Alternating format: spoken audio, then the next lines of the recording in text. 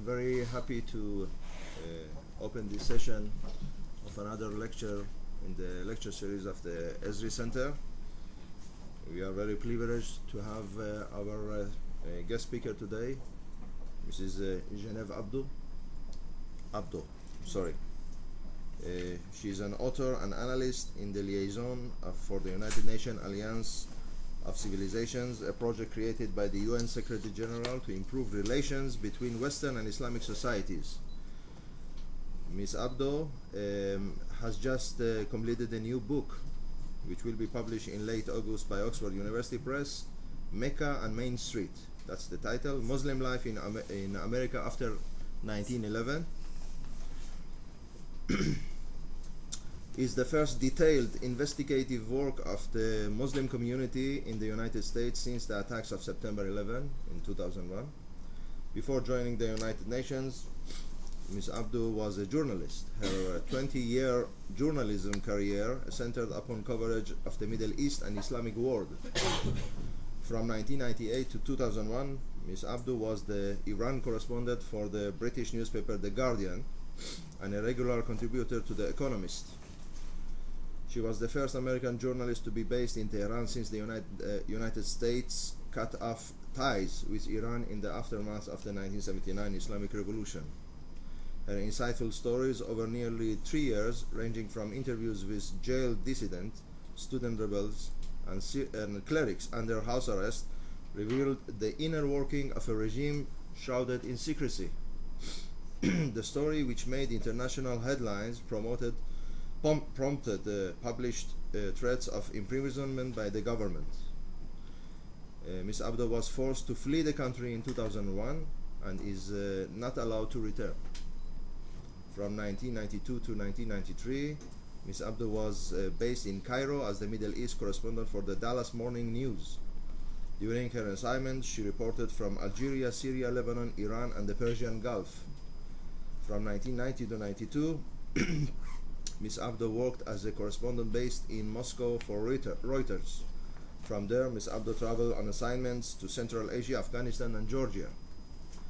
Ms. Abdo's commentaries and essays on Islam have appeared in the New York Times, the Washington Post, Washington Quarterly, the International Herald Tribune, the New Republic, the Nation, the Christian Science Monitor, and Middle East Report.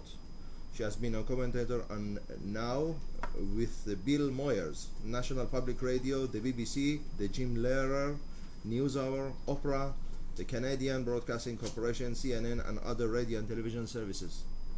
Ms. Abdo is the author of No God But God, Egypt and the Triumph of Islam, Oxford University Press 2000, a work that documents the social and political transformation of Egypt into an Islamic society. The book was the first to detail the leading figures and events responsible for giving moderate Islamists in Egypt enormous social and political power. Ms. Abdo is the co-author of Answering Only to God, Faith and Freedom in 21st Century Iran, published by Henry Holt in 2003, a book that explains the theological struggle in Iran among the Shiite clerics and how this struggle has caused political stagnation. Answering Only to God predicted the recent takeover of the Iranian regime by hardliners. From 2001 to 2002, Ms. Abdo was a Nieman Fellow at Harvard University. That year, Ms. Abdo also received a prestigious John Simpson Guggenheim Fellowship. Ms. Abdo has also earned research grants from the Ford Foundation and the U.S. Institute of Peace. Today, Ms. Abdo is a fellow at Century Foundation, and the title of her talk today is The U.S. and the Challenge of Islamic Fundamentalism. I would like also to thank Ann Walters from the American Embassy in Tel Aviv for arranging this talk and for bringing to us Mrs. Abdo. Thank you very much. Please. Thank you very much. Good morning. Thank you very much for coming here, and I'm very grateful to Professor Shahfar for organizing this event and to the U.S. Embassy. I know you've just come from a holiday, so I hope I don't make you even more tired, but I thought I would speak today primarily about Iran and also the U.S. position toward Iran at this point. Perhaps you've been reading a lot about the Obama administration's sort of new strategy and new policy approach to Iran. So I will speak for about 30 minutes in basically 3 different parts. The first part of my talk will be about the Hatami years. These were the years that I actually spent in Iran when I was a correspondent there. And I will try to give you some sort of overview and analysis of those years and how it produced the current president of Iran, Ahmadinejad. I thought this might be interesting because I was actually in Israel a year ago at a conference in which President Ahmadinejad was the key topic of this conference. So I know that that is a big subject, of course, and a very important subject to people in this country. The second part of the talk, I thought I would discuss the sort of how the current situation is in Iran now that we are getting close to the presidential election, and how the players now and the sort of the political dynamic within the state has changed to some degree over the last 2 or 3 years. This is a subject that I'm particularly following very closely in Washington, in my work in Washington, sort of how the political dynamic is playing out as we get closer to the election. And the third part of my talk will be about the various approaches that the U.S. government is considering now in Washington in terms of trying to have a dialogue with Iran. So I'll begin by just saying that I think that there are generally a lot of misconceptions about what actually happened during the Hatami period and how it would seem that that many years of openness in Iran led to a complete sort of reversal in the political establishment that produced someone that is probably more reactionary, the most reactionary leader really that we have seen post-revolution in Iran. And I think that part of this is due to the fact that I think most outsiders don't realize that when the reformers came to power in Iran to begin with in 1997, it was actually a big surprise. It was a surprise not only to Iran as a country, but it was a surprise to the reformers themselves. These were people who actually, including Hatami himself, you obviously know, he was a philosopher, he was educated in Germany, he is not a politician. And the people around him actually were Iranian intellectuals. They were very involved in the press movement in Iran for many years, and they had actually waited for almost a decade to try to figure out if they wanted to enter power. And when Hatami ran, in fact, as his brother told me during those years in Iran that I lived there, he said this was just an experiment. We never expected to win. We only wanted to run in an election in order to expand the political debate in Iran, in order to create a much greater public space to discuss a lot of the issues that you all know about are very taboo in Iran. Issues such as, whether there should be a free press, the whole issue of the Velayat Faqih, and questioning whether this concept, which had been established by Khomeini and redefined by Khomeini, whether it could actually be applicable in a state that was a republic, that was an Islamic republic, how there could be any sort of democratic political process if the Velayat Faqih were in place. And as you might know, one of the very prominent people around Hatami and as part of the reform movement was an intellectual and writer by the name of Mohsen Kadivar. And he wrote quite extensively during the Hatami years, questioning the whole concept of the Velayat Faqih, the supreme leadership. And he was imprisoned, in fact, when Hatami was president, for these writings and for questioning the enormous power that the supreme leader has in Iran.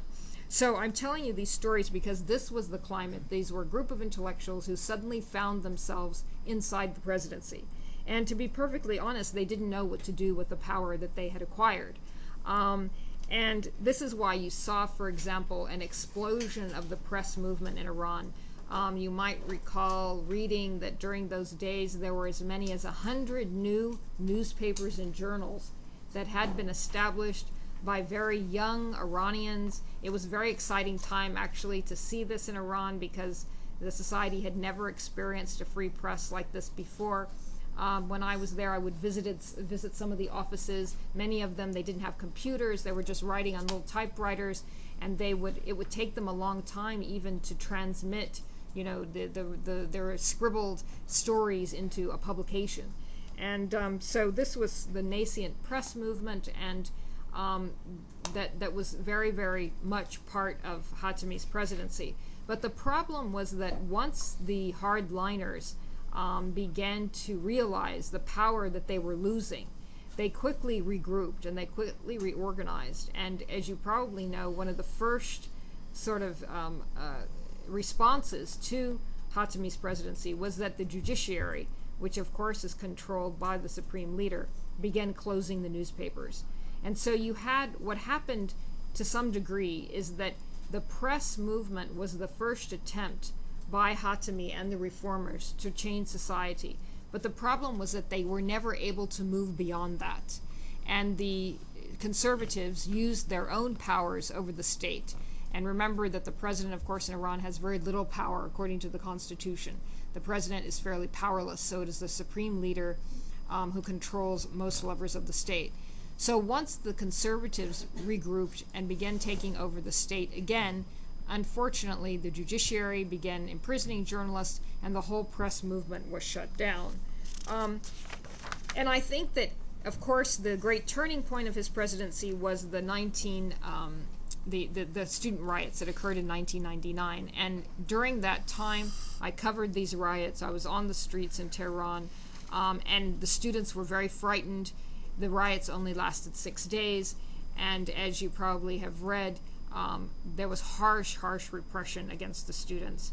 But what's important about these particular demonstrations, and why I would argue that probably we will never see these demonstrations again, or see students on the streets in these great numbers again, is that they were the largest since the revolution. Thousands of students came out to demonstrate. But I think both the students, both the opposition movement and the regime, learned a lot from this particular period. The opposition learned that they can't really ever make any progress in terms of any sort of political opposition movement that would actually change something, because it's very easy for the regime, the Revolutionary Guards, to imprison people, which they did immediately after the riots. And they also, I think, found the opposition that even when they had somewhat of an ally in power in the form of Khatami, this ally could not help them.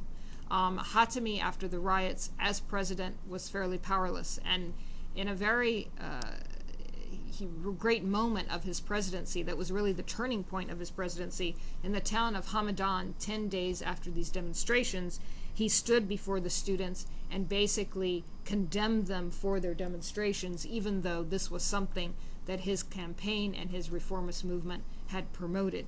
So we saw then not only that he had turned on some of the people that had helped him acquire power, but that he was retreating back into the system that he had vowed to try to reform. So again, there was a very, very valuable lesson that had been learned once the riots ended and Khatami became a very impotent president. I think what's important also during those years, and this is something that continues in Iran today, is that even when you have other political factions that seem to be dominant in terms of their power within the state, there's always a parallel movement that is happening, that represents some continuum, and that movement, of course, are the conservatives who run the regime. And you probably know that obviously a lot of these figures, such as Rafsanjani, Larijani, the Larijani brothers, and others, these figures have not changed. I mean, they have been in power for many, many years. And knowing this and realizing this during the years I lived in Iran, I often went to visit a lot of these conservatives. I wrote stories about them because I tried to understand how they perceived an Islamic Republic, what was important to them in terms of the regime's sustainability, to what degree they felt that the regime was at risk or threatened, either by neighbors in the region or internally. And it was very instructive. For example, I met people such as Mr. Shariat Madari, who is the editor of Kayhan. I met Ayatollah Hosseinian, who was held responsible by Iranian society, at least, for the intellectual murders of secular intellectuals in the 90s. So I met people who were quite serious players within the hardline movement. And I can say that those figures are today how we reached the presidency of Mahmoud Ahmadinejad, and that even during the Khatami years, when it seemed that these people were somewhat powerless, that they had retreated, in fact, they did not. They were still very powerful behind the scenes. It's just that the reformist movement captured the Western headlines. The reformist movement gave Western governments some sort of degree of hope that there would be real reform in Iran. But I would argue that until there is some sort of fundamental change in the regime, that this type of conservatism that we see now will continue despite who is elected president this coming June.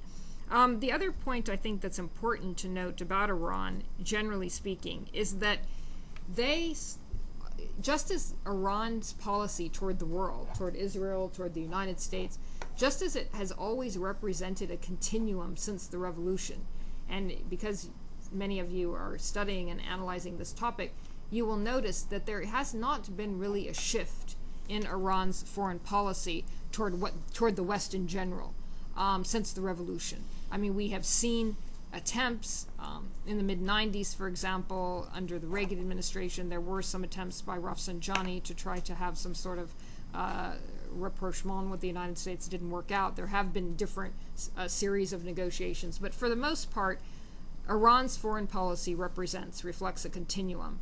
This is also the way they view Israel and the United States foreign policy. They don't really believe that policies change with new administrations, new governments, and this is how they approach the world that they perceive to be a threat to them. So, you know, when they see that, for example, you know, a new president has been elected in Israel, this is not necessarily going to change their view of how they should respond to what they perceive to be an Israeli threat. And I think, again, at least in Washington, this is something that is often lost in terms of people who try to analyze Iran's foreign policy. You know, with the election of President Obama, will Iran suddenly somehow change its strategy? Will it change its approach to the United States? And the answer for the most part is no, and I'll explain in greater detail later on in a few minutes. But I think that that's it's an important point, and it also reflects why the analysis during the Khatami years was so misleading, because the United States in particular was convinced that this was a man who was going to change Iran's outlook to the world. And although he was able to do that on the margins, because he did make a lot of progress in Iran's relationship with European governments, more profoundly it did not change Iran's relationship with the outside world. So given all of this, it is quite logical, given the fact that the reformist movement failed for the most part, that the conservatives reasserted their power over the state, that someone like Mahmoud Ahmadinejad could come to power. I mean, it's not so shocking if you consider, in particular, the fear among the conservatives around 2003, 2004, after the reformist movement. They felt to some degree that they needed to completely re-establish control over the state, because a lot had been lost. Even though Khatami proved to be a fairly ineffectual president, and there certainly wasn't any sort of real progress made by the opposition, they felt that in terms of the political debate, in terms of the political culture, that the red lines had been crossed. And this is very important for the regime. They felt that some red lines had been crossed and that there needed to be a different direction taken. And this is why, of course, Supreme Leader Khamenei supported Ahmadinejad for president. He was very public about this support. The Revolutionary Guards, in fact, made an unprecedented move by coming out and actually endorsing Ahmadinejad, encouraging Iranian voters to go to the polls to vote for him. The Revolutionary Guards, up until that point, had never really, as they're not supposed to, had never really endorsed a presidential candidate. And I think the last thing I'll say about the Khatami years is that another very important result of these years was that it allowed Ayatollah Khamenei to become the leader that he always intended to become when he was first appointed or elected in 1989. If you might recall, he was a man who was considered a weak figure to be the supreme leader. In theological terms, he's very deficient, both in his classical education, but also he's not really an Ayatollah. This title was anointed to him because he was appointed supreme leader, and he always believed that his credibility as a figure lied in the political realm, not in the theological realm. So after Khatami's sort of collapse and after the reform movement's collapse, this allowed Khamenei once and for all to completely consolidate his power. And that's again how we came to the presidency of Ahmadinejad, because Khamenei at the time, I believe in 2005, he really believed that this type of president could be somewhat of, could serve a lot of useful purposes. For one thing, Ahmadinejad, by contrast to Khamenei, seems more of a moderate in the scheme of Iranian politics. And Ahmadinejad is very useful because he can articulate policies and ideas that Khamenei believes himself, but as supreme leader he chooses not to articulate, either for domestic reasons or foreign policy reasons. So he has served in many ways many purposes for the regime. And if you remember, after Ahmadinejad came to power and he made his famous statement about wiping Israel off the face of the earth, or off the map of the earth, if you remember, Khamenei came in immediately after this speech and tried to some degree, minimize or take the sting out of this statement. And there we began learning what the president's purpose was, that he was going to be out there grandstanding. He was the figure that was going to push the limits of Iran's ideology, revolutionary ideology, meanwhile allowing Khamenei and other political leaders to step back from sort of center stage but benefit from this type of rhetoric. So I think that he served a very useful purpose, and the reason that that's relevant today, of course, is that we are approaching elections in Iran, which will happen in June, and the big question is, will Ahmadinejad be allowed to even run again, and will he be elected? I assume that most of you understand the electoral process in Iran, because obviously whoever is allowed to run has to be approved by the Supreme Leader and the Guardian Council. So the big question now, because the Guardian Council will not make this decision until May, is who among the conservatives will be allowed to stand for election. And this brings me to another topic, which I think is definitely important, that as a result of Ahmadinejad's presidency, as I mentioned, you have Khamenei more powerful than ever, but you also have, and I believe that this is very important in the future of Iranian politics, you have the emergence of what some people have termed pragmatic conservatives. So you have, as a reaction to Ahmadinejad, conservatives within the political elite, such as Larijani, now Kolibov, and other figures who have moved somewhat to the center. I mean, of course, this is sort of in the context of Iranian politics, but they have to some degree moved to the center as a reaction to what they perceive as the damage of Ahmadinejad's presidency, not only in an international sense, but domestically. The economy is in very bad condition, and there are a lot of serious issues regarding the centralized economy that Ahmadinejad had vowed to try to improve. And I think that these conservatives would not have shifted more to the center had there not been this reactionary presidency. And there are a lot of, I think, analysts in Washington, particularly people who used to be in government, who agree with this premise. Before I came here, I had some meetings with American diplomats who have actually negotiated with Iranians over the years, and in secret negotiations. And one person who left the CIA but had been in the CIA, he told me, he said, in the late 90s, I used to conduct war games around the world, and my prototype for a conservative was Larijani.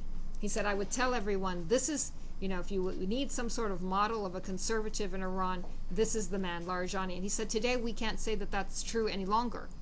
And if you have been following some of the statements of Mr. Larijani in recent months, we have seen, yes, he's very inconsistent, but we have seen, for example, that he even has made comments, and he made comments in January, that there should be some sort of dialogue with the United States, even though he goes back and forth. But these are the conservatives, I believe, who will be the future leadership of Iran. And again, these people are at a different place in time now than they were even 2 or 3 years ago as a result of Ahmadinejad's presidency. They firmly believe that he has embarrassed them internationally. They believe that Iran is becoming a pariah in the Western world, even though it has great regional dominance now, much more so than it had before.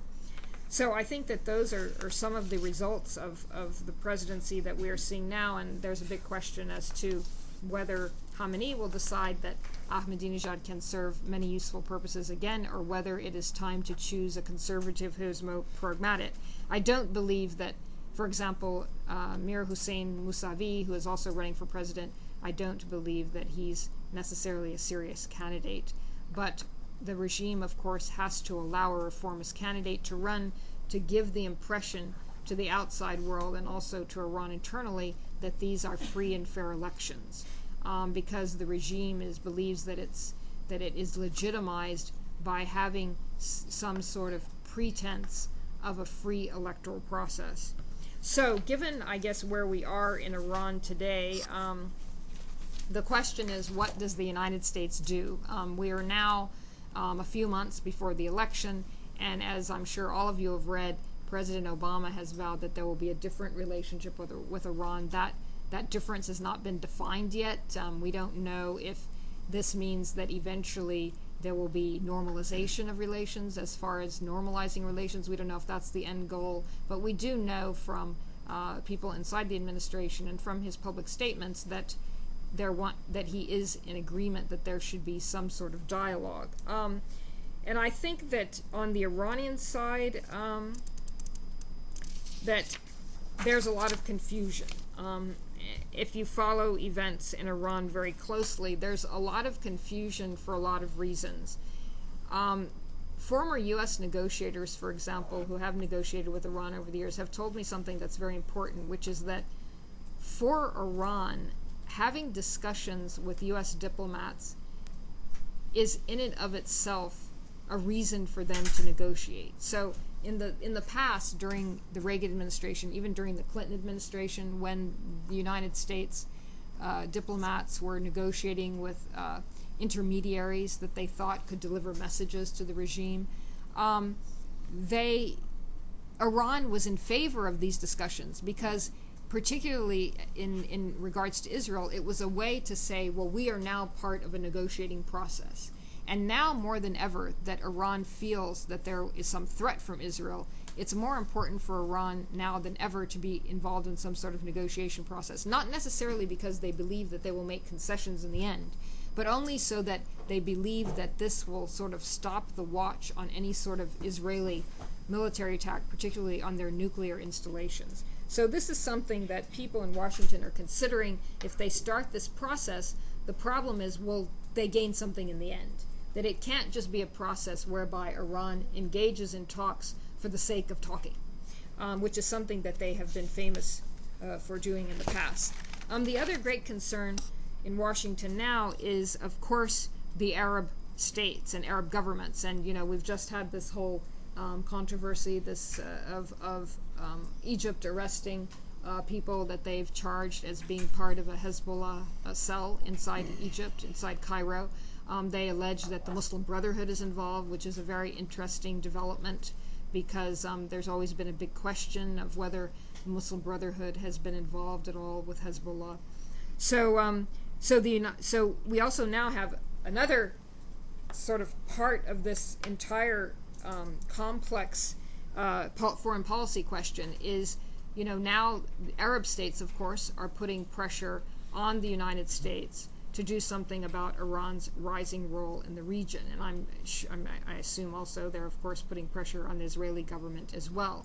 But the problem is that it's very difficult to calculate, even if you were to take the isolated situation that I mentioned in Cairo happening with Hezbollah, it's very difficult to calculate at this point, particularly post the 2006 war between Israel and Hezbollah, to what degree Iran actually controls this movement. Now, I know that there's a consensus probably in this country, and there certainly is in the United States, that Iran controls this movement. But I would say that this is to a far lesser degree today than even a few years ago, and certainly to a lesser degree than in 2006. Now, Of course, the Iranians give this movement enormous amounts of money, as they do Hamas, and that's, of course, a big question.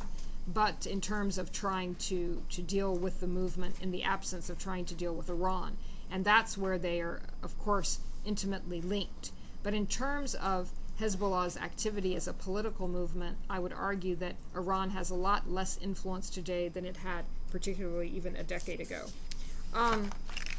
The United States sort of finds itself in a position where it believes, the U.S. government, that it has a lot less influence in the Arab world than it did, say, before 2003.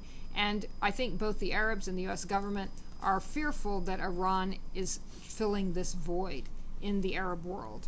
And this, of course, is a big concern as the Obama administration tries to plot some sort of strategy for talking with Iran. It's not just about the nuclear issue. It's not just about support for terrorist groups. It's not just about wanting Iran's cooperation in Afghanistan or Iraq, but it's become a regional problem. And so this is something of great concern to the administration. Now, I think that in terms of the possibilities for any sort of negotiations, I will just sort of lay out to you, before I get to the U.S. position, going back to the Egypt sort of controversy, I don't want to emphasize this point to a large degree, but I would say that particularly in the case of Egypt, one of the fears, of course, is how Iran has influenced movements such as the Muslim Brotherhood and how Iran has influenced public opinion in the Arab world. And as someone who travels quite frequently to Arab countries, I would argue that there's much more support among Sunni Arab societies now for the Iranian position toward the United States, toward Israel, than there had been in the past. And this is something, of course, that Arab states, Arab governments fear, particularly Egypt, because, of course, as you know, the Muslim Brotherhood is the leading opposition force in Egypt. And so for the Egyptian government, they certainly don't want an alliance to develop between Shia groups supporting Iran or supported by Iran and their own domestic opposition movements. This is the great nightmare that Arab governments face, particularly Egypt. So with all of this in the background, the Obama administration is trying to figure out how to approach Iran. And I would like to give you just sort of four propositions that are being floated in Washington. One is called the idea of a grand bargain.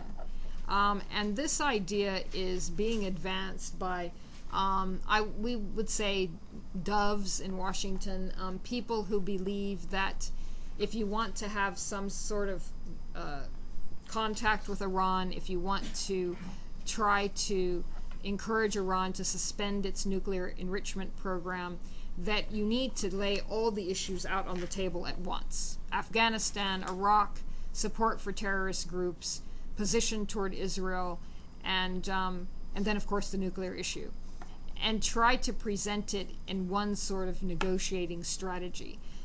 There are two former Bush administration people who are in the government by the names of Flint and Hillary Mann Leverett, who are particularly proponents of this position. They write extensively about this. They just wrote a huge foreign policy paper for a think tank in Washington called the New America Foundation. You can read this online if you're interested. There are a lot of people against this approach because they believe that history of negotiating with Iran has shown that this approach is not effective. And I'll just give you an example, a few examples. There have been different periods of negotiations with either intermediaries or low-level Iranian officials. The most recent, of course, occurred over Iraq. And some of the former ambassadors, diplomats that I interviewed in the Bush administration who had these negotiations said that there was a great willingness by the Iranians during these negotiations about Afghanistan and Iraq to try to deal in this grand bargain approach. They would come back to them and say, well, why doesn't the U.S. government negotiate with us about all these other issues at once, not just Iraq, not just Afghanistan, that this is something the Iranians want. But that's not necessarily an approach that will produce a positive result for the United States or for Israel, because they feel that the Iranians are going to create a strategy whereby in the end they will sort of, all of their policies will remain intact if all of these issues are dealt with at the same time. So there's a lot of resistance to this approach, and also, just as a sort of practical matter, they don't believe that after 30 years of a hostile relationship you can deal with all of these issues at once. So there are others who believe that, for example, only the issues upon which the United States and Iran have some common interest should be dealt with, such as Afghanistan and Iraq.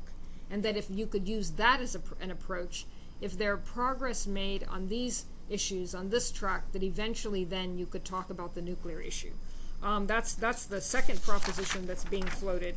And the third proposition that's being floated, and this is a bit subversive to some degree, is some more conservative think tanks, conservative analysts in Washington are promoting nuclear first, nuclear only, or not at all. So basically telling Iran that unless you come to the table and negotiate over your nuclear program, unless you suspend uranium enrichment now, there will be no discussions.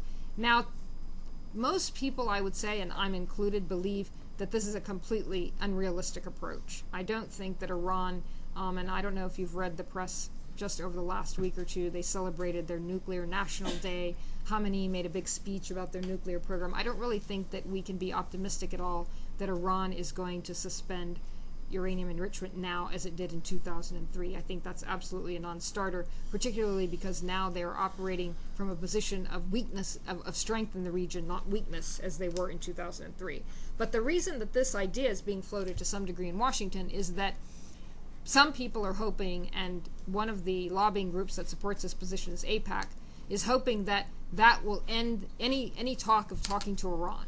That once the Iranians say, no, we're not going to negotiate over the nuclear issue, then we can say, okay, we tried, we go home, and we leave Iran to be vulnerable to some sort of military attack on their facilities, either by the United States or Israel.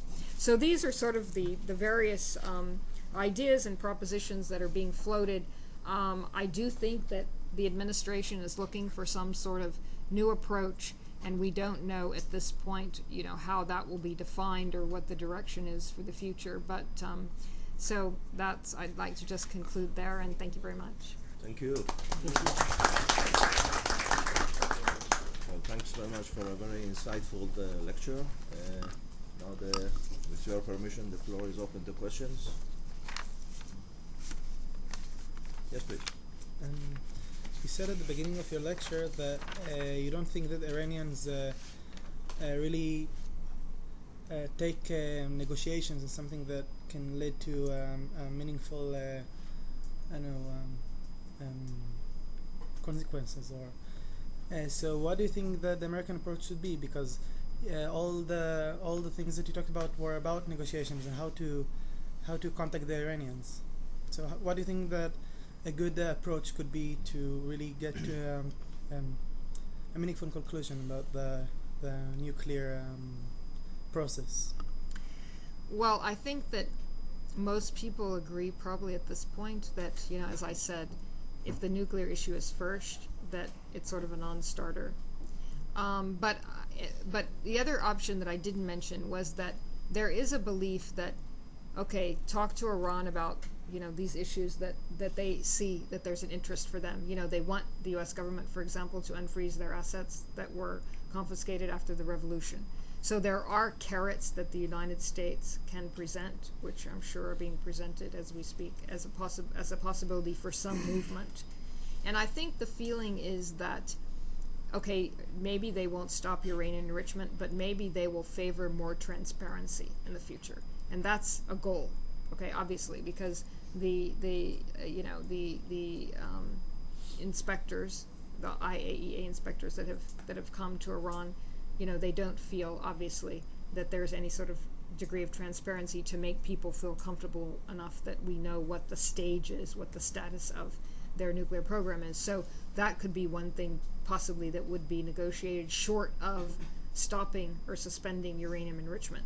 So I think that the thinking is if you can offer Iran enough carrots, they may be willing to make these half concessions on the other more difficult issues. And, it's, even though it does seem somewhat unrealistic that they would give up support of militant groups, It was actually Rafsanjani in the 1980s who told the Reagan administration through an intermediary that yes, Iran would consider reducing its support if there was something to be gained by this. And as I said, I think that particularly now with Hezbollah, given the fact that it's become completely integrated into Lebanese politics, that it is a very much an independent movement. How much control does Iran really have aside from funneling, millions of dollars?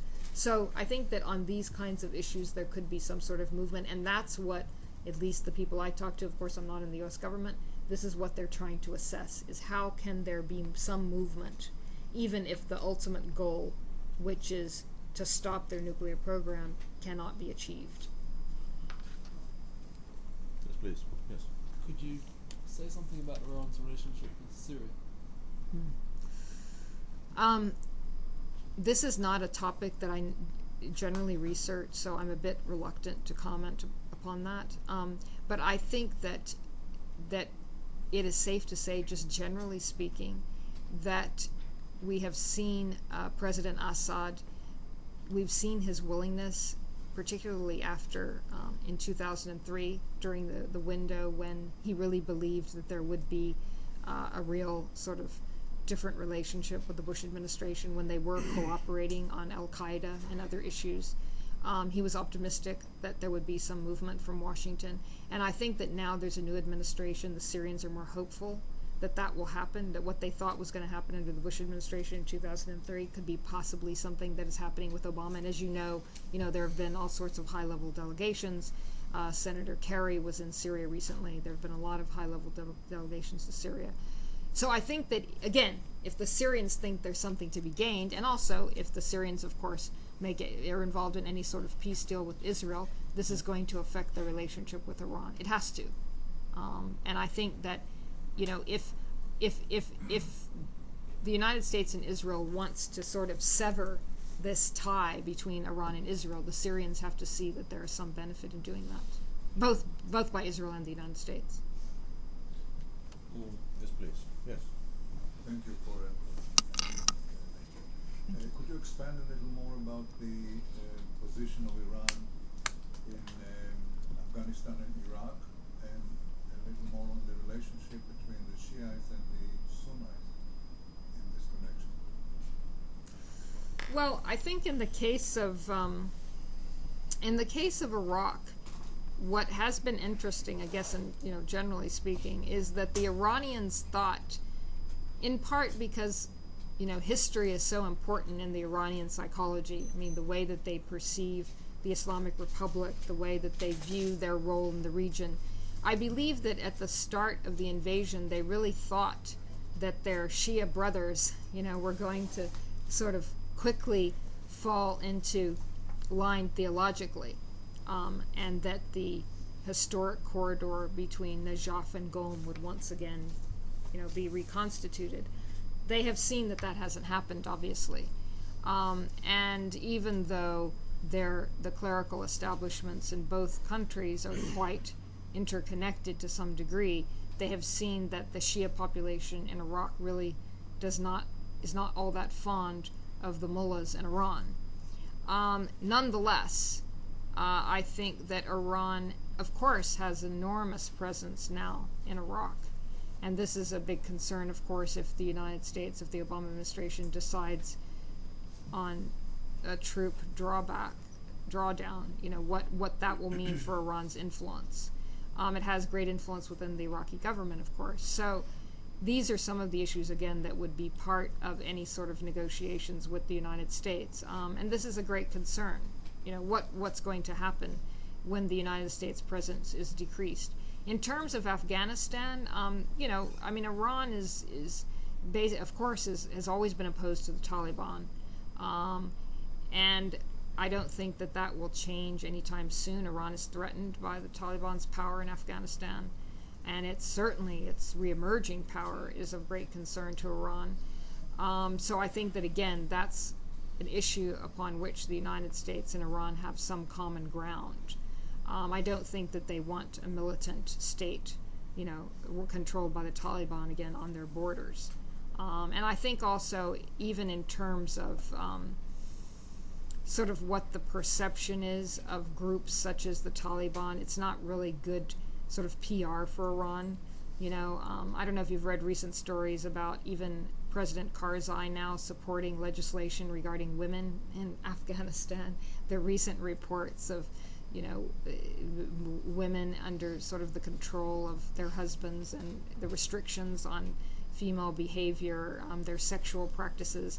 I mean, all of this is not very good for Iran because they don't want this kind of attention drawn to Islamic states, because their own international perception is that their own Islamic Republic is much more moderate than this. In practice, that's a different question, but that's the perception they like to, that's the perception that they hope is sort of prevailing in the world about their own religious practices. So for all those reasons, you know, Iran is not in favor of the Taliban reconstituting in Afghanistan.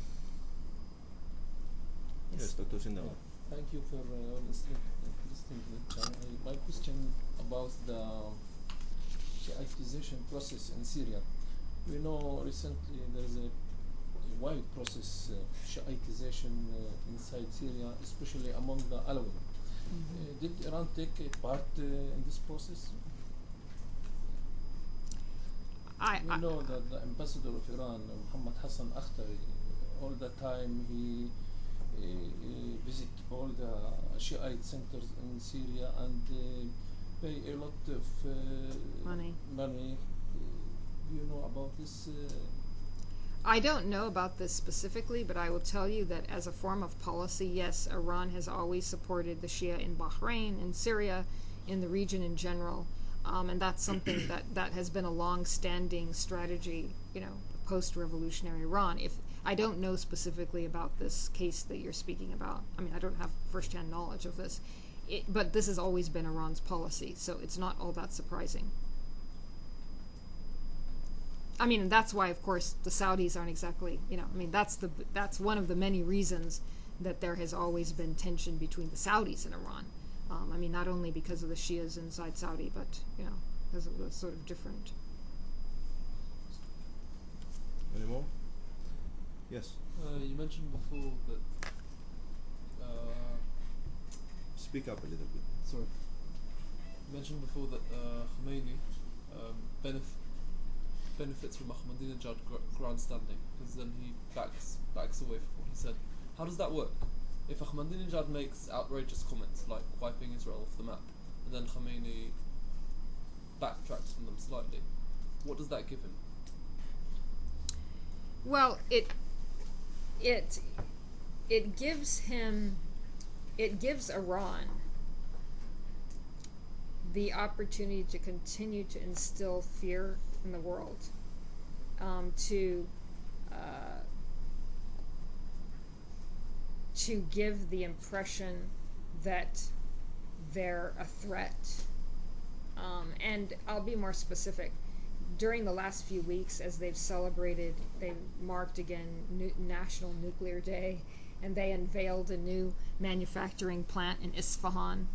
Some Western diplomats commented that they believe this is a complete exaggeration, that they don't believe that they have now advanced their enrichment capabilities, but that they need to do this, and they need to have these public presentations to give some impression that their nuclear program is advancing. So I would say that this is part, generally, and I happen to think that that's probably correct. I mean, we don't know, but because it's very important for Iran to appear as an empire, to appear as a world power, a regional power. And they accomplish this in many ways through their rhetoric. Domestically, they accomplish this by reassuring people that they're a power that the world has to deal with. I mean, this has always been true, not just under Ahmadinejad. It's very important domestically for this rhetoric to some degree plays well domestically. It's not only for international consumption. So that's how Khamenei benefits. If he has someone out there, okay, sort of as his spokesman, articulating the things that as supreme leader can't say really for, you know, diplomatic reasons, political reasons, but he has someone doing it for him, that's a very useful tool. And I think the question now is, does he believe that he still needs to use that strategy? I mean, and what's the risk involved? Is that going to encourage Israel to launch some sort of military attack? Is that going to discourage the Americans from talking to Iran? I mean, if Ahmadinejad is elected again, of course, people are going to have to really, Western governments are going to have to raise serious questions about, can we really have negotiations with this country? And so, he, I'm sure, is weighing all of these, is calculating all these different sort of byproducts of the re-election. Why does he feel he needs to backtrack from what Ahmadinejad says? Well, because the official policy of Iran, I mean, the official policy cannot be the destruction of Israel. That doesn't get them anywhere. But if you have the threat, the illusion of this threat, with someone else retreating, that's quite effective, right? Because it creates confusion. I mean, the whole mystery of Iran is we don't know what Iran's policy is about anything, really. I mean, it's who makes policy in Iran? Is it the Revolutionary Guards? Is it ultimately, of course, it's the supreme leader? But because the state actually, and this is something I didn't talk about, but there is actually a consensus in Iran. That's how policy decisions are made, through consensus. Of course, the supreme leader in the end, has the final say, but he weighs the political dynamic. Who is advocating a certain position, and should he support that, and what is their power inside Iran, inside of the country, what is their power inside the political establishment? He weighs all of these things. But Iran is not a sort of monolithic state where you have a few people sort of exercising all the power. It doesn't really work that way at all. And I think that actually Hatami's election is a perfect example of this, because everyone thought Nazik Nouri had been designated as the person who should win.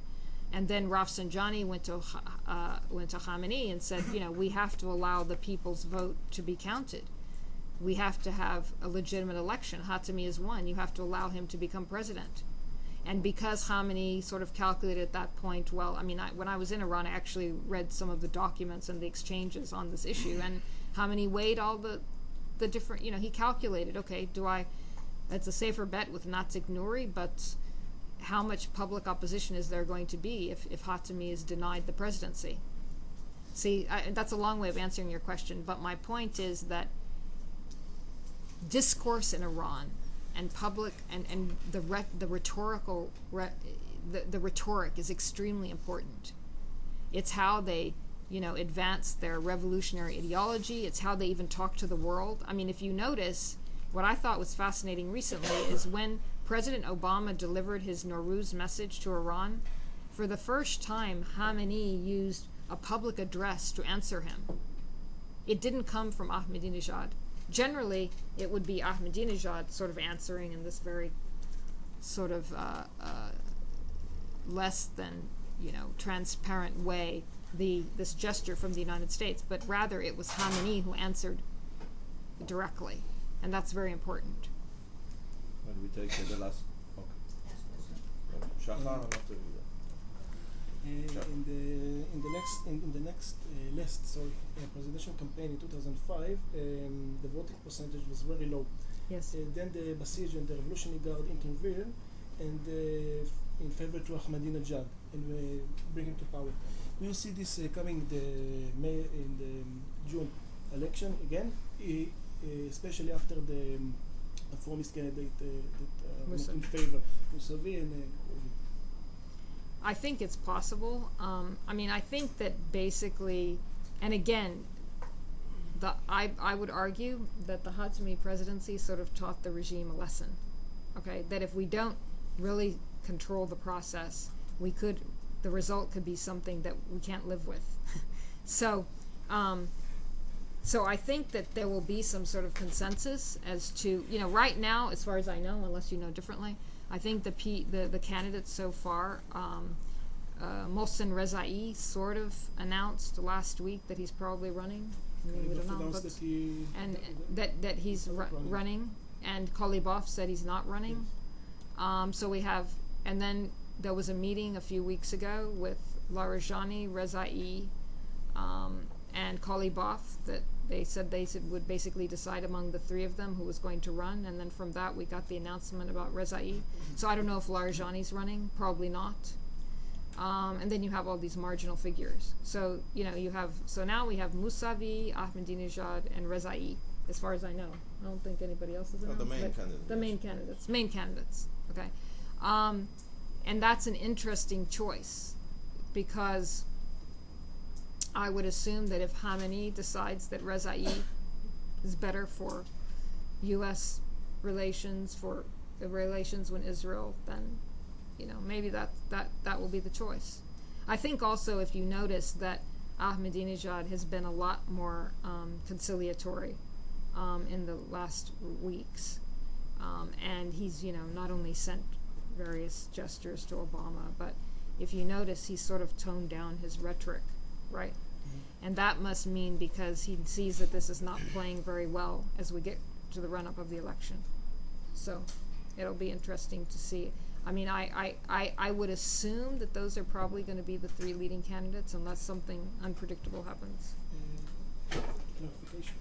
Clarification. Do you see the Revolutionary Guard and the Basij intervening in the political process again? Okay, I think that, for example, if they already intervene. Yeah, they intervene all the time. But I mean, are we going to see the Revolutionary Guards again encouraging people to vote for Ahmadinejad? Maybe, yeah. I mean, I don't see why not. But I think also, if it's a real political struggle in Iran now. Okay, among the conservatives, those backing Ahmadinejad, those backing an alternative conservative, and it sort of depends upon who's going to prevail in terms of who the Guardian Council allows to run, and how much pressure, I guess, the Revolutionary Guards feel.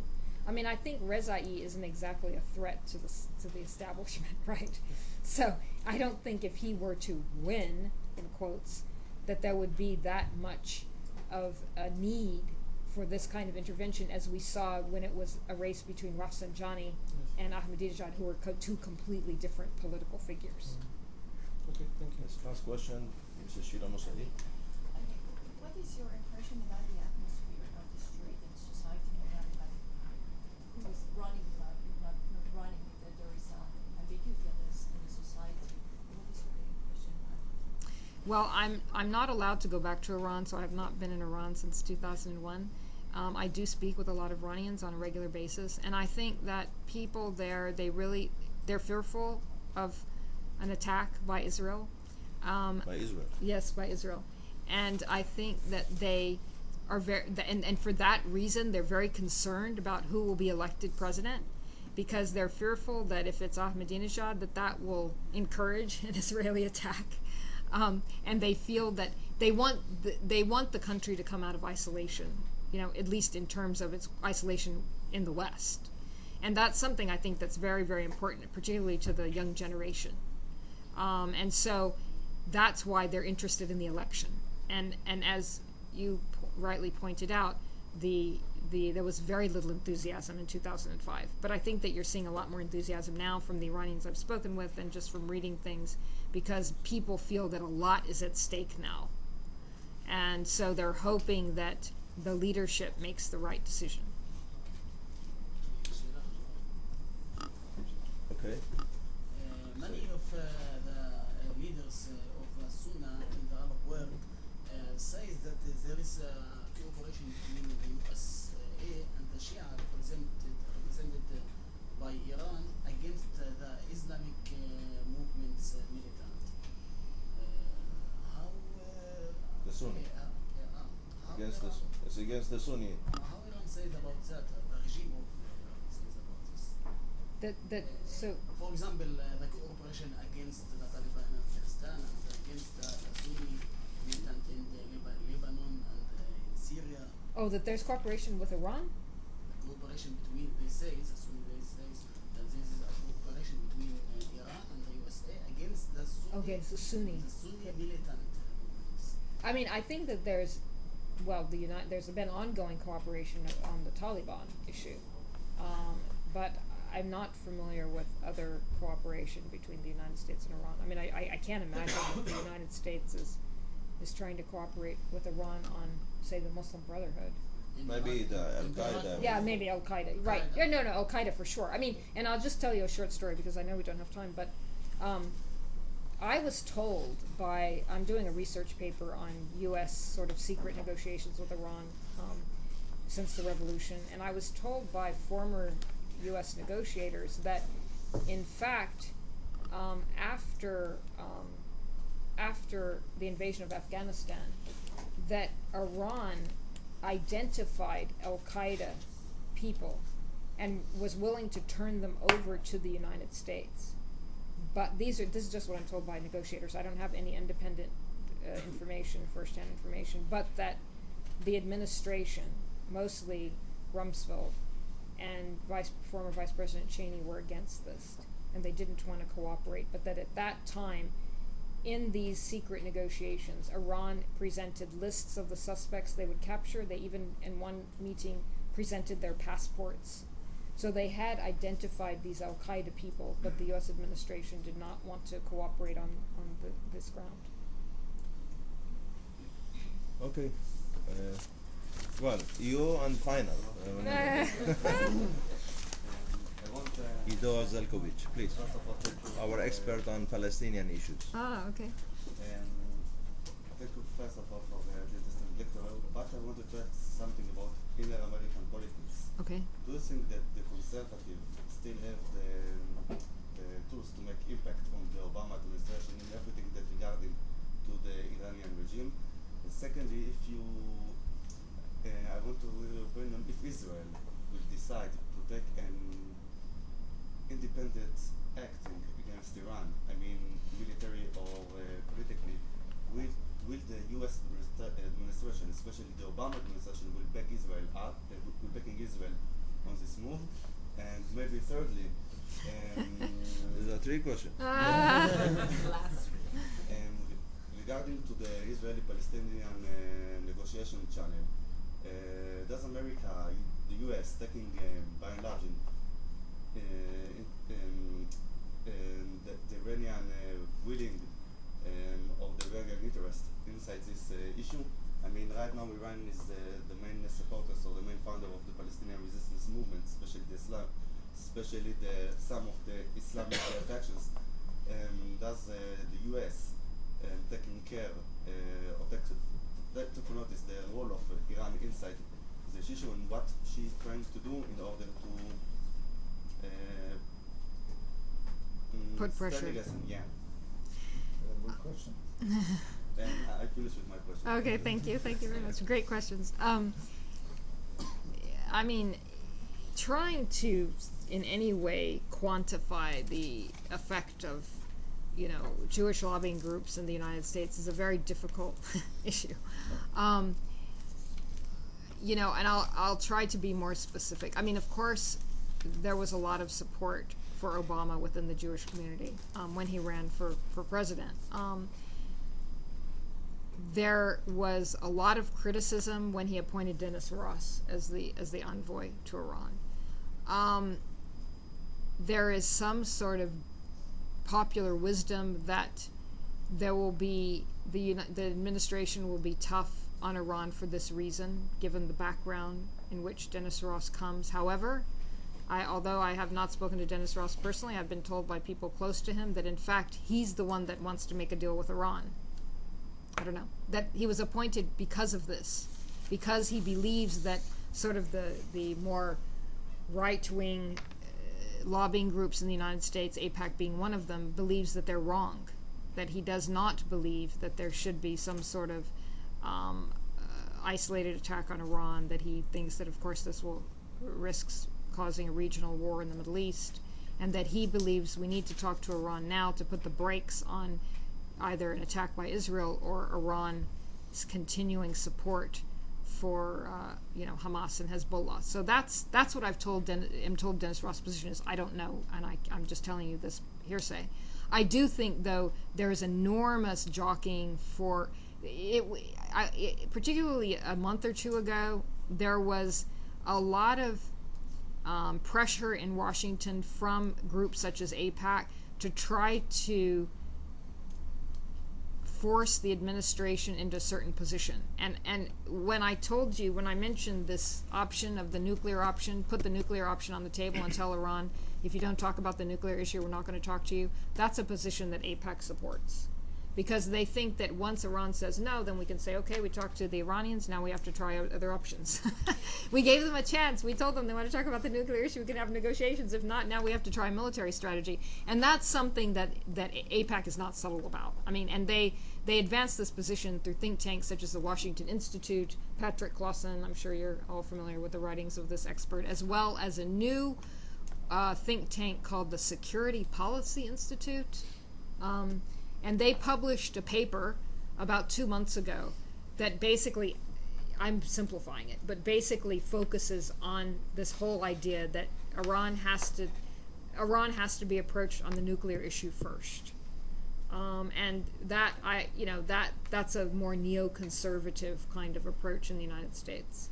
The administration knows they have to do something about Iran's support for militant Islamic groups. The question is, what do you do about it? And I would say, just lastly, that the problem that I sort of see that is somewhat of a contradiction is that while there has been all of this discussion about talking with Iran, I'm part of a small group of people in Washington. We drafted a letter that we sent to Obama and had a press conference in Washington encouraging the administration to try to begin some sort of dialogue with Islamist groups. There's no support for this. So, people in the administration don't want to deal with this. I mean, what we're advocating is that you can't, that the U.S. support of autocratic governments is not sustainable any longer, particularly in a country like Egypt. It's just not sustainable. And we've gotten very negative response on this. The administration are not interested. So that's to me, that's sort of a contradiction. I mean, if the U.S. is not going to talk to Islamist groups, in framework of REC 2, right? Is it possible to? I don't know. I can't really answer that. But I think that the contradiction is that you can't detach Iran and its influence from these groups. So if you're going to talk to Iran, but you don't talk to these groups, then you're only dealing with half of the equation. And now that we see, I think the Cairo thing, I mean, it's been known before these stories broke that, of course, Hezbollah is operating in, cooperating with the Muslim Brotherhood. But what's interesting is that the Egyptian government went public about this because, I mean, to my limited knowledge, the government has been fully aware of this but decided not to make it public. But now the Egyptians are, confronting Iran publicly. But to me, I don't see how you can have negotiations with Iran but not have talks with these groups. It just doesn't make any sense. Okay. Thank you very much for coming to Israel and all the way to Haifa. Thank you very much. For being so responsive to all these questions. I'm sure no, they're very good questions. But see, you'd have to. I was hoping people would teach me things, so I need to go back. And thank you all for coming, and keep up with our site because we have another lecture at the end of this week and another one at the beginning of the next week. So thank you. There were